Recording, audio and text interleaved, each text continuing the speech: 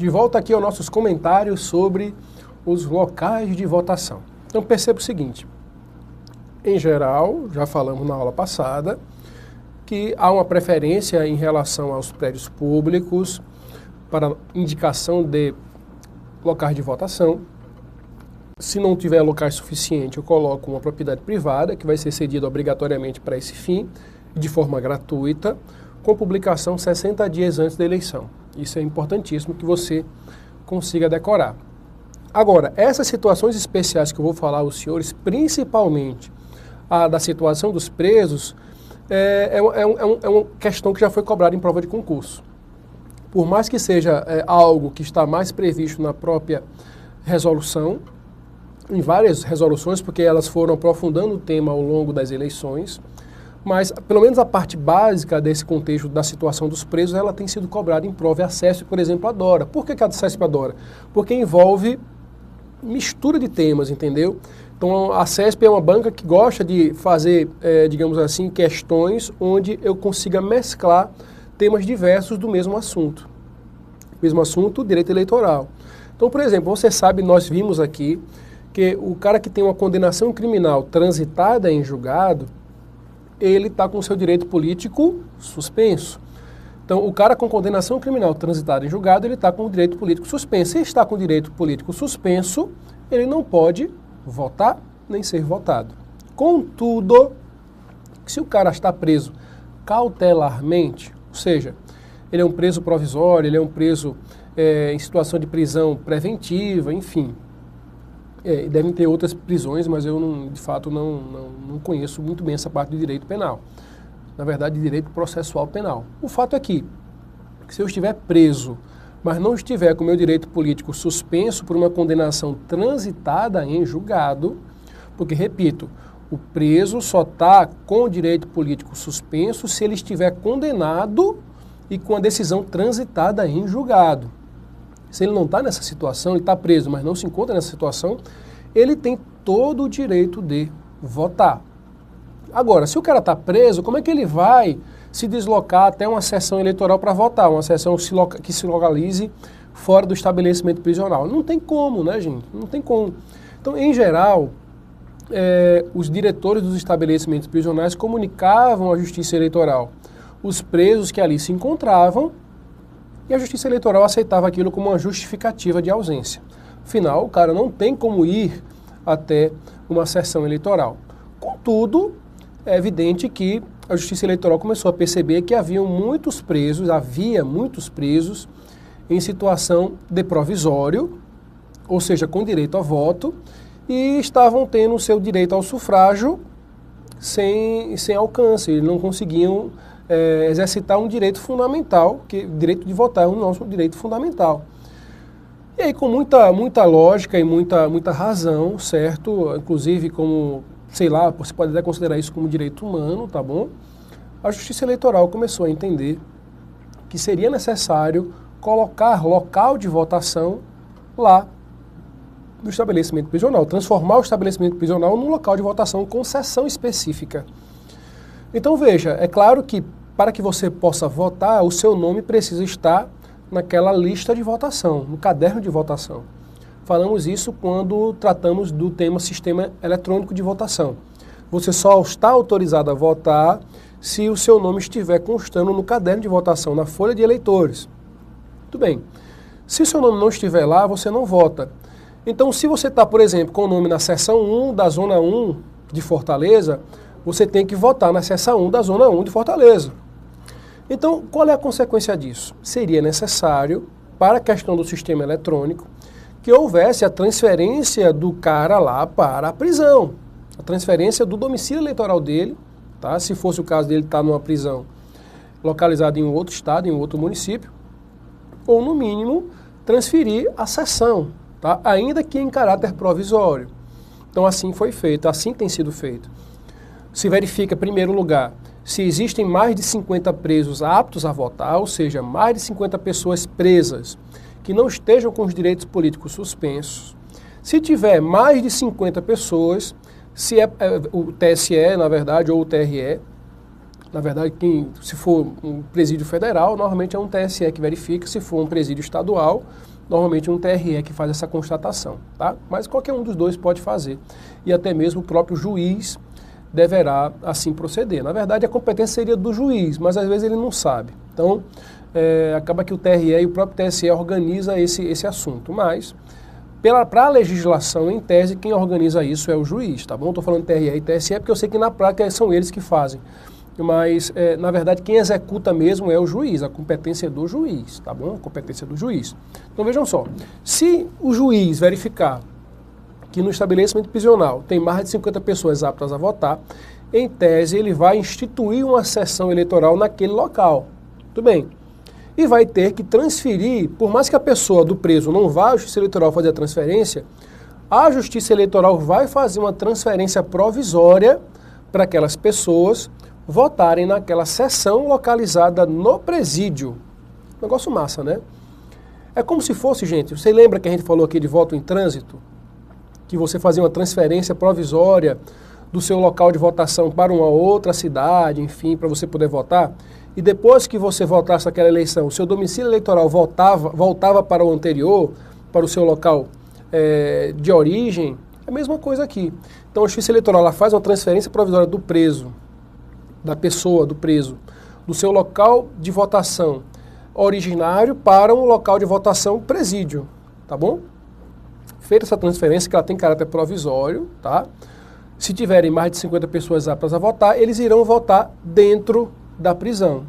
É show isso, né? Eu acho muito importante, muito razoável, tá bom? Então, o preso provisório, ele tem direito de votar. Só que esse direito nunca foi dado a ele de fato, tá bom? Então, a partir dessa resolução aqui, a 23.219 de 2010, veja como demorou isso a acontecer na prática. Às vezes acontecia na prática, mas não era uma coisa muito regulamentada, então a Justiça Eleitoral, através da resolução 23.219, conseguiu regulamentar isso melhor, tá? E aí se determinou a instalação de sessões eleitorais especiais nesses estabelecimentos prisionais, e não só nos estabelecimentos prisionais de pessoas adultas, como também nos locais de internação de menores, tá? De adolescentes, tá bom? Agora, existem alguns detalhes que eu nem coloquei aqui, mas são esses detalhes que eu estou falando para vocês.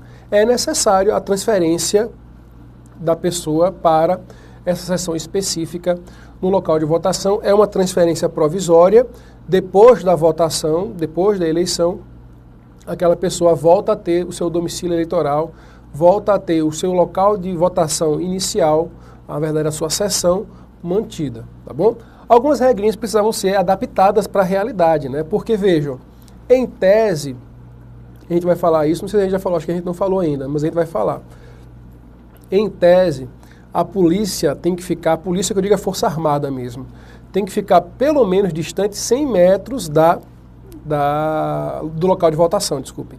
100 metros do local de votação. Então, a Força Armada tem que se conservar pelo menos a 100 metros de distância do local de votação. Antigamente, quando se podia fazer boca de urna, o pessoal usava esse limite de 100 metros para fazer boca de urna, né? Você lembra desse fato? Antigamente a gente era popstar, o eleitor era popstar. Ele ia chegar para o local de votação e você era recepcionado com uma festa de pessoas, mulheres bonitas, entregando panfleto, querendo lhe beijar, querendo lhe abraçar para você conseguir votar. Você tinha que passar por esse corredor de pessoas fazendo boca de urna, né? Então hoje isso não pode acontecer, mas até bem pouco tempo atrás isso acontecia. E essa boca de urna acontecia numa distância de 100 metros, pelo menos, do local de votação.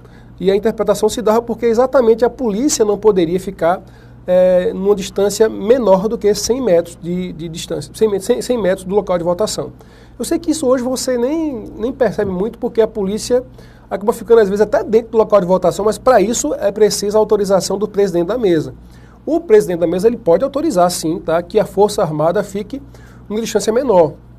É a discricionariedade do próprio presidente da mesa. Mas a regra do Código Eleitoral é que se conserve a polícia, né, a Força Armada, pelo menos uma distância de 100 metros do local de votação para não atrapalhar, para não intimidar os eleitores.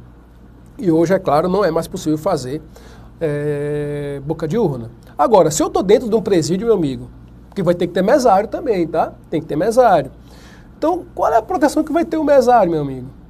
A proteção que vai ter o presidente da mesa para conduzir essa votação, né, que são civis que estão lá, em geral são civis.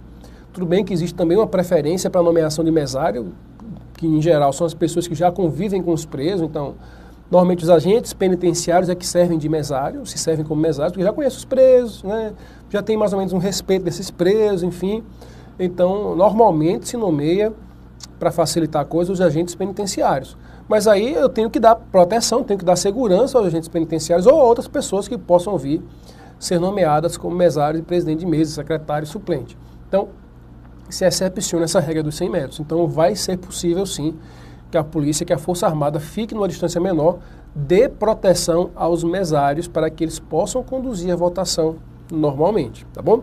Então, se excepcionou a regra dos 100 metros de distância da polícia e há o mínimo de 50 eleitores, né, para poder se instalar uma sessão eleitoral dentro de um estabelecimento prisional. Aqui nesse carro aqui deve ter 100 presos só nessa cela, né, nessa minha imagem aqui.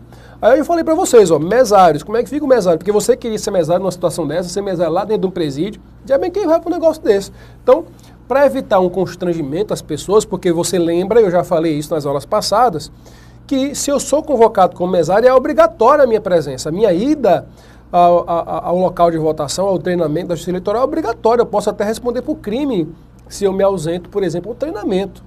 Então, vejam, seria difícil você querer ir se essa sessão se localizasse dentro de um estabelecimento prisional. Então, para evitar esse problema, esse constrangimento, há uma preferência diferente daquela que a gente estudou nas aulas passadas. Aqui eu vou dar preferência a quem? Ó?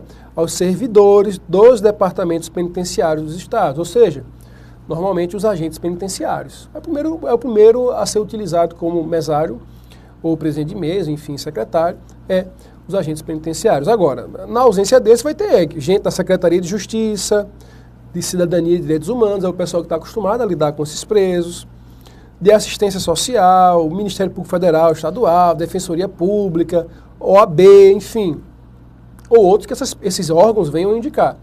Em geral, vai se utilizar de pessoas que já lidam com os presos, que já têm um certo respeito dos presos, tá? Para evitar que eles sejam utilizados como reféns, numa rebelião, ou coisa dessa natureza, tá bom? Então isso aqui está indicado na resolução agora de 2014, mas já era previsto, talvez não com essa riqueza de detalhes, mas já havia previsão nas resoluções anteriores das eleições passadas, tá? Então o pessoal vota dentro do presídio, tá bom? Não sai para votar. É uma sessão localizada dentro do presídio. Ainda há outras sessões localizadas em situações especiais, tá bom? Então aqui são exemplos. Vilas, povoados, estabelecimentos de internação coletiva. Então, sei lá, você tem às vezes um asilo ou um local que se cuide de pessoas que estejam ali fazendo tratamento para droga, enfim. Desde que elas estejam, é claro, numa situação de capacidade mental de votar, tá bom? Tem que a pessoa estar com a sua capacidade civil normal, né? A pessoa não pode estar ali numa situação de incapacidade absoluta, porque se estiver em incapacidade absoluta, você deve lembrar também, ele vai estar com o direito político suspenso. Então, muito cuidado com isso. Então, em vilas, povoados e em alguns estabelecimentos de internação coletiva, locais onde recebem pessoas, até hospitais, enfim, você pode instalar a sessão. É muito comum, por exemplo, lá no Amazonas, você tem às vezes pequenos povoados, pequenas vilas de índios, tá? Que têm direito de votar também, como todos nós. Então, às vezes tem pouca gente, mas se tiver pelo menos 50 eleitores, a Justiça Eleitoral deve instalar uma sessão. E você imagina como deve ser trabalhosa a eleição lá na Amazônia, né? Porque, afinal, para levar os mesários, de preferência os mesários vão ser até pessoas da comunidade, mas para levar essas pessoas a treinamento, para levar a própria urna eletrônica, a estrutura dos materiais de votação, checar os locais de votação, se tem condição, às vezes é lá numa tenda, né? Numa tenda não, numa oca, né? Se chama, enfim. Em locais bem simples, tá? Para acolher, mas tem que acolher. E é claro que a urna eletrônica, às vezes, não tem luz elétrica, então se usa uma bateria mesmo, tá? A urna eletrônica já tem uma bateria, mas às vezes aquela bateria ela tem uma durabilidade de 3 horas, de 4 horas, então leva-se uma bateria extra, enfim. É todo um trabalho muito especial feito pela turma do TRE do Amazonas para que a eleição possa acontecer em toda a extensão enorme daquele estado, tá bom? Então, é uma coisa muito bonita de se ver a eleição lá no Amazonas. Então, vejam, então é possível tá nessa resolução aqui de 2011, agora tem que ter sempre esse mínimo de 50 eleitores. Então, aí você tem quartéis e instituições policiais. Você lembra que a gente falou na época, lá nas primeiras aulas, que o militar ou o civil que esteja em serviço, ele pode justificar o seu voto, tá bom? A gente até brincou lá com o artigo 6º, né? Porque o artigo 6º diz que não estão obrigados a votar os militares e civis em serviço. Então, como se fosse um voto facultativo, mas não é facultativo. O militar em serviço ou o civil que esteja trabalhando, ele tem a obrigatoriedade de votar. Agora, por ele estar no fato de estar trabalhando, às vezes o cara é um segurança de uma loja, não tem como sair, enfim. Ou o cara enfim, está dentro do quartel, não tem como sair. Não estou falando do conscrito, tá? Porque tem um conscrito que é aquele que está prestando o serviço militar obrigatório. Em relação ao conscrito que está prestando serviço militar obrigatório, esse aí, ele está com direito político suspenso, esse aí não vota. Mas todos os demais oficiais, tá bom? Todos os demais integrantes das Forças Armadas que não estejam conscritos, que estejam seguindo a carreira militar, estes são obrigados a votar. E por vezes eles ficam confinados mesmo no quartel e não podem sair. Então, para dar o direito a essas pessoas de votarem, para evitar que elas simplesmente justifiquem sua ausência, porque tem direito de justificar, é óbvio que tem direito de justificar a ausência, se eles estão obrigados a estar no serviço, é interessante, é razoável que se coloque sessão para a votação dessas pessoas nos quartéis e nas instituições policiais, tá bom? Às vezes tem treinamentos e tal, enfim, e aí é necessário instalar, né, essas sessões, desde que tenham também 50 eleitores aptos a votar. Isso aí é o padrão. Como eu já falei aos senhores, há necessidade de realizar uma transferência provisória, tá? Enfim, a gente já tinha comentado. E também é possível, tá, eleitores com necessidades especiais. A pessoa é cadeirante, por exemplo. Existem, infelizmente no Brasil, existem muitos locais de votação onde não há como um cadeirante votar. Às vezes tem escadas, e, enfim, que complicam a situação de um cadeirante. Então, se você tem algum tipo de deficiência para acessar certos locais, é importante que essa deficiência seja comunicada à Justiça Eleitoral com antecedência, para que a Justiça Eleitoral possa lhe indicar um local de votação que seja adaptado.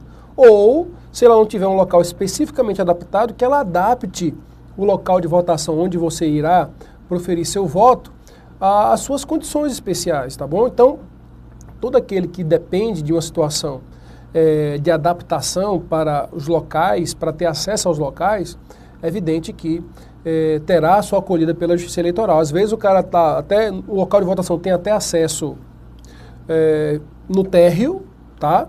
Mas às vezes a sessão do cara está no terceiro andar, e aí às vezes é só por escada. E como é que o cara vai subir 3 andares numa cadeira de rodas, entendeu?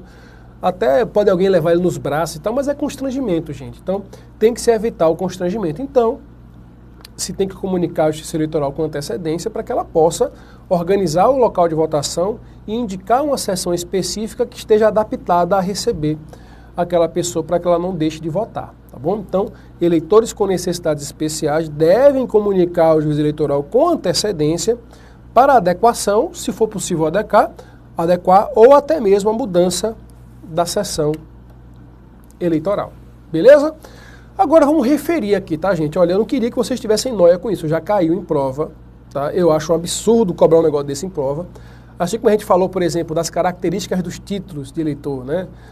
Você saber o peso do papel, enfim, o que é que ele tem, serrilhado, verde e preto e tal, esses negócios. Eu acho um absurdo alguém cobrar em prova, mas é possível, e se é possível a gente tem aqui, no Eu Vou Passar, a obrigatoriedade de transformar você capacitado a resolver qualquer questão. Então, se você quiser decorar isso aí, ótimo. É difícil cair também isso em prova, mas já caiu. Como já caiu, eu me sinto na obrigação de falar para vocês, tá bom? Então, quais são os materiais de votação justificativa? Eu acho até simples de decorar isso aqui, porque a gente já vai colocar dentro de um contexto da própria eleição. Você tem que se transportar. Se você conseguir se transportar para o local de votação, para a sessão, você vai acabar, digamos assim, lembrando dessas coisinhas que você vê na sua sessão. Eu gosto muito quando eu dou aula presencial perto da eleição. Às vezes tem concurso que acontece perto da eleição E aí eu digo, bom, você vai votar? Dê uma olhadinha em cada detalhe da sessão, veja lá a lista dos candidatos, o que é que tem em cima da mesa receptora, como é que funciona, onde é que está localizada a cabine de votação, a urna e tal, enfim. O que é que cada mesário faz, o que é que o secretário está fazendo. Então, observar ao seu redor, porque a gente sabe que na pedagogia, a metodologia, digamos assim, ativa de ensino, ela é que mais transforma o saber. Então, se você estiver, por exemplo, só me assistindo, dificilmente você vai conseguir assimilar todo o conteúdo. Então é preciso que você também tenha uma metodologia ativa, ou seja, busque o conhecimento você mesmo. Então busque como? Você tem que assistir às aulas, é ótimo você assistir a aula porque você tem uma assessoria, digamos assim, do conteúdo, mas é importantíssimo que você vá atrás do conteúdo, que você faça as suas leituras, que você principalmente treine fazendo questões. E se for possível, que você vá até um local de votação, que você vá ao TRE assistir uma sessão de julgamento, para você ver como é que funciona o regimento interno, para você ver se está sendo aplicado o regimento interno, porque em geral tá, você vai, rapaz, ali, ó, como é que está a situação da mesa? Porque, rapaz, o pessoal cobra isso, né, besteira, a localização do pessoal lá no plenário do TRE, né, tem que ter o presidente de um lado, o vice-presidente do outro, o procurador regional eleitoral de um lado, aí depois tem a ordem do lado direito, do lado esquerdo. Eu acho só frescura, mas essa ordem, ela é respeitada na prática, tá bom? Tem lá o local de um, de outro, de outro, de outro, de outro. Então, se você for ao TRE, você estuda essa parte do regimento e vai no TRE verificar uma sessão e veja quem está sentado, que você vai ter uma facilidade 1000 vezes maior de decorar do que o cara que está só assistindo aula. Se você tiver tempo só para assistir aula, tudo bem, é o jeito, mas saiba que o esforço, o seu sucesso vai ser proporcional ao seu esforço. Então, se você assistiu aula, ótimo, você cumpriu uma etapa. Mas você vai ter mais dificuldade do que uma pessoa que assistiu aula, que leu um conteúdo doutrinário, que leu a legislação, que leu a jurisprudência, que foi para uma sessão no TRE, que foi um local de votação, que votou e olhou os seus detalhes. Enfim, essa pessoa que tem mais tempo, às vezes você não consegue dispor de tanto tempo, mas essa pessoa que fez um treinamento, digamos assim, porque é uma operação de guerra, gente. Se você conseguiu usar de todos os aparatos disponíveis para o conhecimento, é muito provável que você tenha mais facilidade de ter sucesso do que um outro que está com uma limitação de acesso à informação. Tá? Então, se você tem acesso à informação apenas por aula, tudo bem, é preciso, faz parte. Mas aquele que tem mais armas, se você vai com a faquinha e o cara vai com a faca, com uma pistola, com uma metralhadora e tal, quem é que tem mais chance de vencer essa guerra? É o cara que está mais armado. Então, tente recolher o máximo de armas possíveis para que você possa conseguir vencer essa batalha, essa guerra, tá bom? Então vamos lá, aqui eu vou citar os materiais de votação justificativa. O que é que tem? Vai ter uma urna que o mesário, na verdade o presidente, né, vai receber lacrada, ele vai abrir a urna na presença dos fiscais do partido político, vai ter uma listagem com o nome e o número dos candidatos, que normalmente é para ser afixada. Eu acho até que o melhor seria que ela fosse afixada no local da fila, entendeu? Porque você está na fila, você já olha lá o número do seu candidato, o nome e tal, enfim. Às vezes algumas sessões colocam na fila mesmo, mas nem sempre isso acontece. Às vezes essa lista de votação está atrás da urna.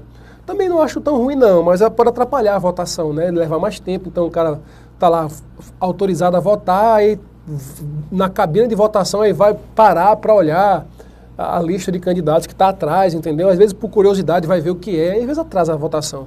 Eu sou favorável a colocar lá de fora, na fila, para que a pessoa possa, enquanto está na fila, verificar lá o nome do candidato, o número dele, sem problema. Mas tem que ter essa lista com o nome e com o número dos candidatos. O caderno de votação, que é aquela listagem, aquela folha que tem o seu nome, que tem os comprovantezinhos de votação, né? Que você vai receber ali a quitação eleitoral, que votou. Você sabe que você chega assim naquele caderninho de votação, não é mesmo? Então aquilo ali é o que a gente chama de caderno de votação. A cabina onde vai estar a urna eletrônica, a cabina de votação. A almofada de carimbo, que vai servir também para o pessoal colocar, né, a impressão digital. Então essa almofadinha, o mesário vai pegar lá o dedão do polegar direito da pessoa que seja analfabeto para a assinatura no caderno de votação. As senhas para distribuir as pessoas que chegarem até às 17 horas, porque você sabe, a gente já falou aqui, chegou até às 17 horas, tem direito de votar. Chegou depois, 17 horas e 1 segundo, não tem mais direito de votar, tá bom? Canetas esferográficas e papéis necessários aos trabalhos, enfim.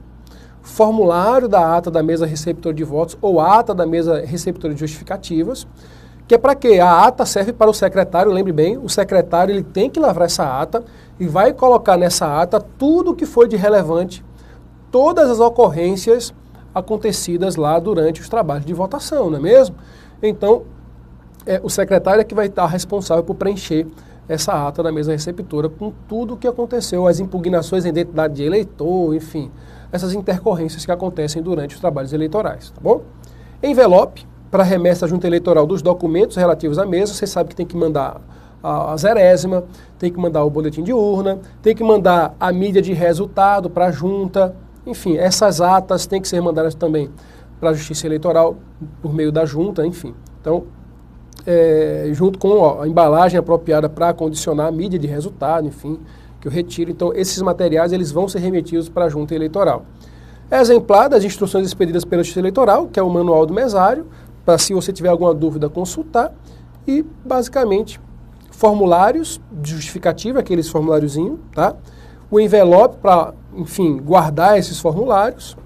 E aí você com certeza já viu isso numa sessão, as cópias padronizadas do inteiro teor do artigo 39A da Lei 9.504 com material para fixação. Vai ter lá, né, que é proibido usar máquina fotográfica, que é proibido usar celular, que é proibido usar filmadora, enfim. Então, esse artigo 39A, dentre outras coisas, vai especificar algumas regras que são estabelecidas para os eleitores se portar durante a votação. Então, vai ter os cartazes dizendo lá quais são as proibições para que você não incorra nelas e sofra algum tipo de sanção, tá bom? Esse material, em tese, deve ser entregue ao presidente da mesa com 48 horas de antecedência. A urna é que normalmente não é entregue, claro, né? A urna eu não vou entregar ao mesário, a urna ao presidente da mesa, mas os materiais em si, os materiais físicos, formulários e tal, esses papéis, enfim, locais para guardar as coisas, essas coisas aí, caneta, carimbo não, né? Almofada, enfim, papel, tudo isso é entregue ao mesário, quer dizer, ao presidente da mesa, desculpem, com essas 48 horas de antecedência. Agora, a urna não. Eles colocam assim genericamente, mas a urna não, a urna fica no local de votação. Normalmente a urna chega 24 horas antes, pode ser 48, mas em geral os correios entregam a urna e fica um policial, normalmente fica um policial designado para proteger aquele local de votação, porque a urna vai dormir na sessão, normalmente é assim, tá? Não estou dizendo que não possa a urna chegar às 7 horas da manhã no local de votação, mas imagine, sei lá, numa cidade como São Paulo, você levar não sei quantas mil urnas para os locais de votação, não dá, né? Então, em geral, acho que São Paulo, até com 48 horas mesmo, às vezes, eles vão entregando essas urnas, porque senão não dá tempo. Então, normalmente, em cidades grandes, eles entregam a urna, pelo menos no dia anterior, para que seja possível, de fato, que acorde-se lá na sessão com a urna eletrônica já lá instalada, tá bom? Então, normalmente é assim que funciona. Os outros materiais não, os outros materiais, folha, caderno de votação, almofada, enfim, essas coisas aí não, são entregues sim ao presidente da mesa, com pelo menos 48 horas de antecedência, tá bom? Como estou vendo ali também no meu tempinho, que a gente tem um tempinho aqui que fica passando, você não está vendo aí, mas eu tenho aqui um monitorzinho com o tempo. Então eu estou vendo que está chegando nos 30 minutos, então vou encerrar por aqui, para que na próxima aula a gente continue falando agora dos trabalhos de votação. Muitas coisas que a gente vai falar agora vai ser algumas repetições do que a gente já falou, tá? Então, às 7 horas o que acontece, às 7h30 o que acontece, às 8 horas da manhã o que acontece às 17 horas, enfim. É a votação em si, como é que se dá esses trabalhos de votação. Algumas coisas a gente já falou, porque eram essenciais para a gente explicar esses atos preparatórios, mas especificamente agora falaremos desses trabalhos de votação ao longo do dia, beleza? Um grande abraço, meus amigos. Fiquem com Deus.